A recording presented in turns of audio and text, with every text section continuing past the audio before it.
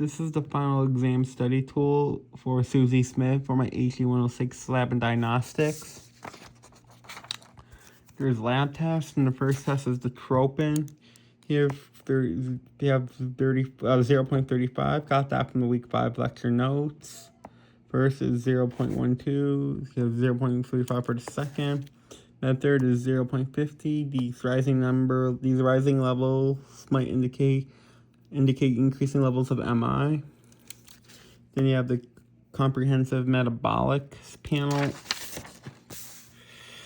First one is the sodium. It gives the normal ranges are 136 and 145. Got this from the text, 934. And you have 138 for day 1. Day 2 was 136. Day 3 is 134. So the third day is a little low, and that's probably because of the low sodium. That's making the number low on the third day. So you might want to keep an eye on that. Next one is potassium. The normal ranges are 3.5 to 5.2. Got this from the textbook, pages 930 to 934. You have day 1, those lab results 4.2. Day 2 is 3.8. Day 3 is 2.6. This is a little concerning because of cardiac arrhythmias and the GI loss. So that's what's causing some of these low numbers, and this would be a little concerning. Next one is the chloride. The normal ranges are 96 to 106. Got this from the lecture and the text, page 945. You have 102 for day 1. Day 2 is 100, and day 3 is 98. Some of these numbers are a little low, so these might be a little concerning. You might want to keep an eye on that. And then you have the CO2 right here. Normal range is 23 to 30 from the lecture. And you have 24 for day 1, 22 for day 2, and 23 for day 3. These levels are stable levels. Because day 2 is a little low, so these levels are stable, but I might be concerned, but not that concerned, so we might want to keep an eye on these. Then you have the BU1 right here. Normal ranges are 6 to 20 from the textbook, 354. Day 1 is 15.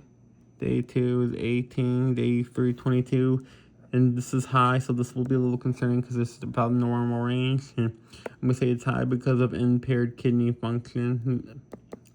So this might be the reason why it might be a little high on the second day. Or third day, you have creatine. You have 0.6 to 1.1 from the text to 360.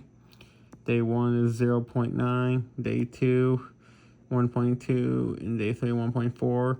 And these levels are within the normal range, so I'd say healthy kidney function is what that would mean to me. Then you have glucose, 0.6 to 0.11. Got this from the text, 360. You have 105 for day 1. Then 110 for day 2, and 125 for day 3. These are rising, so we should be watched. So I would be concerned here.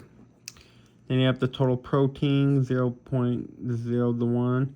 The 1.1, got the from the lecture notes. You have day 1 is 7.0, day 2 is 6.8, day 3 is 6.5. Levels are not concerning unless something else changes in which these numbers go up. So then it would be a little more concerning right there. So we might want to just keep a good eye on these numbers right here and make sure they don't get too high or too low. Then you have the alubum.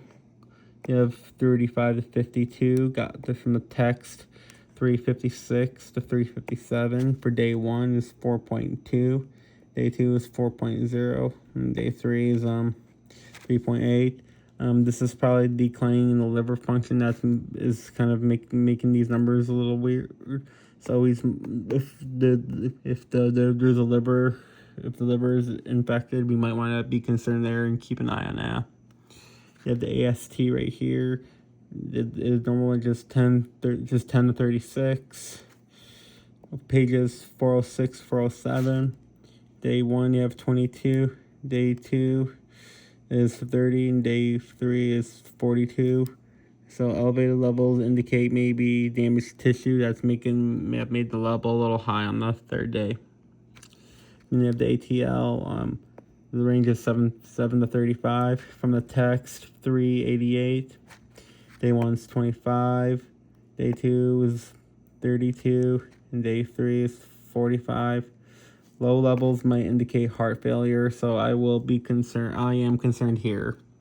If it's the heart failure and it's missing to do some of those numbers, I am going to show some concern. Then you have the total blue rheum is 0.13 to 1.0 from week 2, 0.6 for day 1, 0.8 day 2, 1.2 for day 3. Levels are not concerning if the liver is functioning. Otherwise, you might be a little concerned there. And the white blood count, normal range is 4.5 to 10.5. Text is 64 from the textbook. You have 7,200 for day 1. And day 2 is 12,500 and 17,000. These levels could be cause for concern just because of how high they're getting. So and they're kind of down the range, so we might want to keep an eye on these. Then you have the HGB there, 12.5 grams from the lecture. Day 1 is 13.5. Day 2, 12.8. Day 3, 11.2. Levels are decreased, so they should be watched, and we are concerned about these levels. And they have HCT, you have 136 to 148. From the textbook, page 88, 40.2 for day 1. Day 2, 30.8. And day 3, 30.5. Normal ranges, but it could display good blood oxygen levels. They're probably why these are in normal range.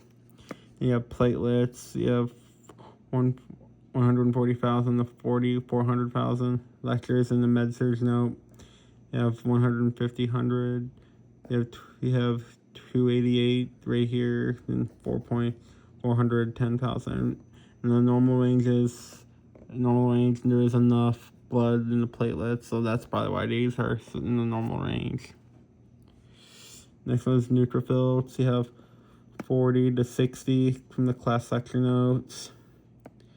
You have day 1 is 60, day 2 is 75, and day 3 is 78. Not normal. These are kind of a little high, so we might want to keep an eye on these just because they're getting a little high. You have the lymphocytes, 25 to 40 from the textbook, page 76. Day 1 is 30, day 2 is 18, day 3 is 15. These levels are low, and this probably indicates a heart failure, which is concerning here, and is why these levels are low. You have monocyte.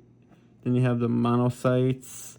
You have day 1 is the 2 to 10 from the textbook, 75. Day 1 is 8, day 2 is 6, day 3 is 5. These are normal. Range infection. So I would say infections, there's not much infection. Then you have the eosinophil pills is 0 to 3 from the text, 72. You have day 1 is 2, day 2 is 1, and day 3 is 1. These are normal but decreasing, so we might be concerned here, but these are probably definitely ones we might definitely want to keep an eye on. And the basophils here, you have 0.01 from the text, page 174. Day 1 is 0.75, day 2 is 0.5, day 3 is 0.5. Not cause for concerns, so but just still a good idea to keep an eye on these ones right here. Make sure you don't get too low. They have the lactic acid, you have 0.5 to 2.2. Textbook from page 315, 1.5, the day 2 is 1.4, and the day 3 is 0.3. These levels might make me think of a heart failure, so we are concerned here.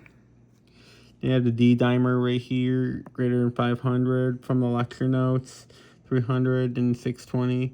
Levels rising indicate a blood clot, so that is concerning. Then you have the THS right here, 0.45, 4.5 from the textbook, 447 to 448. Day 1 is 2.3. Day 2 is 2.8. Day 3 is 3.1. These are normal, so that's good. We're not concerned there. Then you have the T4 right here on page 450, 5.4 to 11.5.